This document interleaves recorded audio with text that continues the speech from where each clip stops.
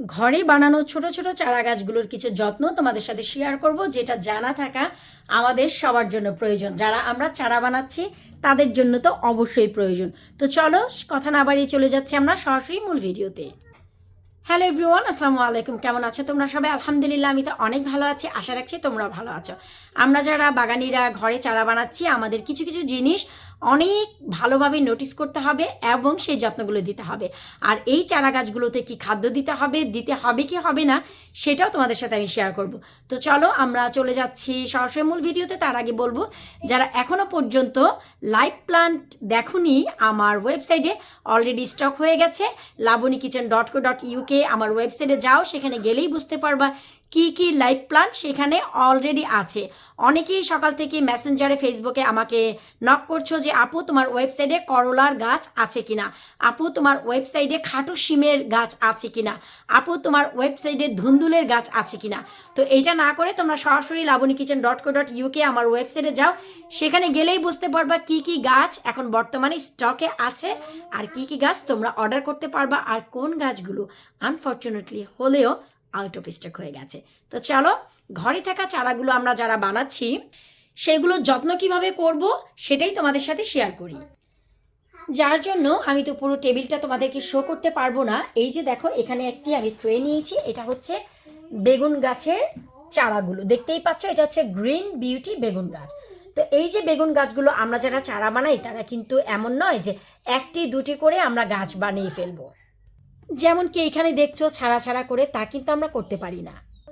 আমরা যারা চারা করি তারা কিন্তু অনেক চারা করি, তারপর পটে রিপোর্টিং করি, কিন্তু সেই পটগুলোও কিন্তু আমাদের একটা ট্রেতেই রাখতে হয়। এছাড়া কিন্তু কোনো উপায় নেই, তাই না?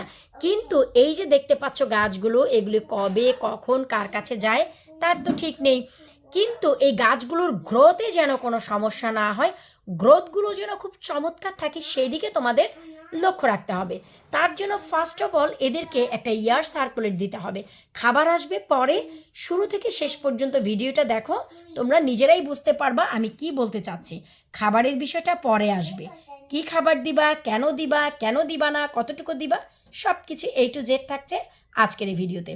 শুরুতে যে কাজগুলো করতে হবে, আমাদের ইয়ারের জন্য একটু ব্যবস্থা করতে হবে। নিচের দিকে দেখতে পাচ্ছ পাতাগুলো দিয়ে অনেক বেশি হট্টগোল হয়ে গেছে।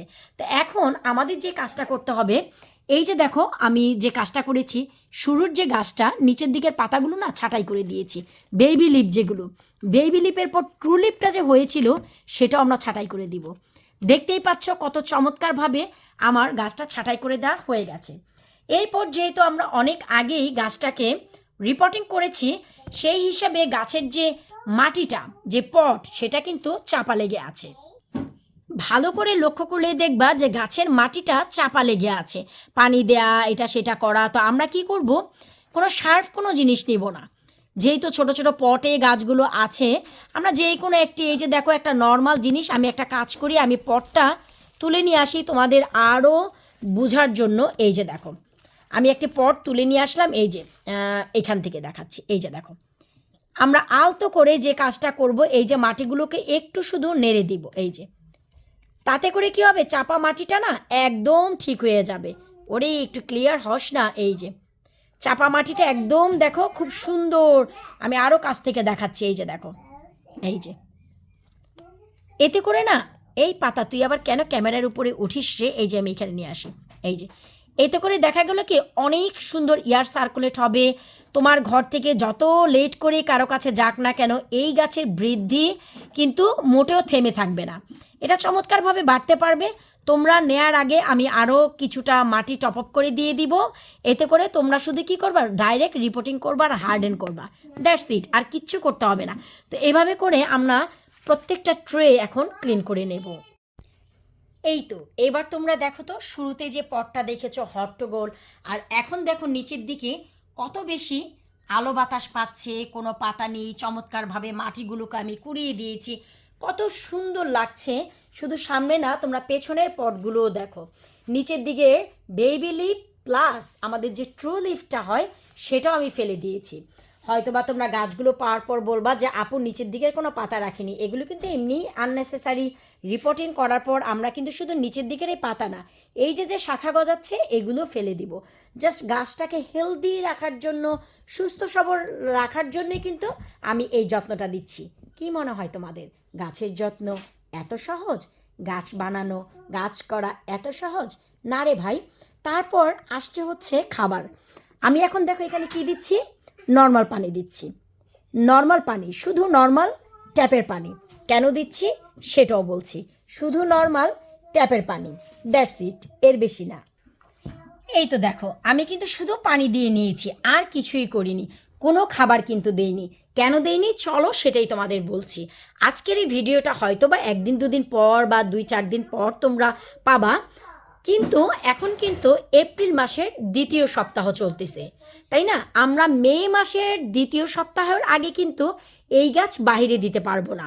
সো 1 মাস আমাদের আরও ঘরে রাখতে হবে। তাই আমাদের যেই কাজটা করতে হবে, নো ফুড, কোনো খাবার দেয়া যাবে না। আমি আমার যে নিজস্ব গাছ, সে গাছে কোনো খাবার দিচ্ছি না। শুধু লাভলি ভিউয়ার্সের গাছে আমি কিছুটা নেটেল ট্রি দিচ্ছি, এই জন্য যে তোমরা মনে করবা যে আপু ছোট ছোট গাছগুলো দিচ্ছে। এই জন্য তোমাদেরকে একটা নির্দিষ্ট সাইজ করে আমি দিচ্ছি, যেন তোমরা গাছগুলোকে বাঁচিয়ে রাখতে পারো। যেহেতু তোমরা গার্ডেনিং করবা, আমার কাছ থেকে গাছ নিচ্ছ, এটা আমারও একটা রেসপন্সিবিলিটি যে তোমরা যেন গাছগুলো সুস্থ সবল পাও দেখার সৌন্দর্যের জন্য। না হয়তো আমি তোমাদের গাছগুলোতেও কিন্তু খাবার দিতাম না। আরও 1 মাস ঘরে রাখা, কন্ট্রোল করা খুবই মুশকিল। যদি গ্রিন হাউস থাকে সেটা হচ্ছে অন্য বিষয়। তার ছোট্ট একটা নমুনা দেখাচ্ছি। এই যে দেখো শিম গাছগুলো আমার ঘরের চেয়ারেই দেখো লতা বেয়ে যাচ্ছে, এই যে দেখো। তো তোমরাই বলো যদি এই গাছে খাবার দেই কি অবস্থা হবে। আরও 1 মাস এই শিম গাছ ঘরে রাখতে হবে। মাত্র 1 দিন পুরো টার্মে, আমি বীজ লাগানোর পর মাত্র 1 দিন এই গাছগুলোর ভিতরে আমি নেটেল টি দিয়েছি, যার ফলে আমি কত ভুল করেছি দেখো। বড় হয়ে একটা আরেকটার সাথে লত বেঁধে যাচ্ছে, লতাগুলো পেঁচাচ্ছে, এগুলো কিন্তু আমি 2 বার কেটে দিয়েছি। এই যে আমি তোমাদের একটা জিনিস দেখাচ্ছি, দাঁড়াও, এই যে দেখো। কহিরে ভাই সাব, ও একটা আরেকটার গায়ে লেগে গেছে তাই খুঁজে পাচ্ছি না। কারণ আমি এগুলোর কিন্তু এই যে দেখো, এই যে দেখো আমি লতা কেটে দেওয়ার পর তারপরে হচ্ছে আবার এই যে নতুন শাখা বের হয়েছে। এই যে দেখো লতা কেটে দিয়েছি, আবার এই যে দেখো নতুন শাখা বের হচ্ছে, কারণ এটা আমি ভেঙে দিতে বাধ্য হয়েছিলাম। তো আমি হচ্ছে ভুল করেছি একদিন খাবার দিয়ে। সো আমি যেই কাজটা তোমাদের বলবো, এইরকম ছোট ছোট গাছ দেখে মন একদম খারাপ করবা না। যদি তোমরা পাও, মনে করবা এইটাই হচ্ছে রাইট সাইজ, ঠিক আছে? আর এই সাইজগুলো করতে হচ্ছে তোমাদের জন্য। এই সাইজটা আছে, I am very very happy, কারণ এটা সময়ের সাথে সাথে বাড়বে আর হচ্ছে ফলটাও দিবে খুব সুন্দর।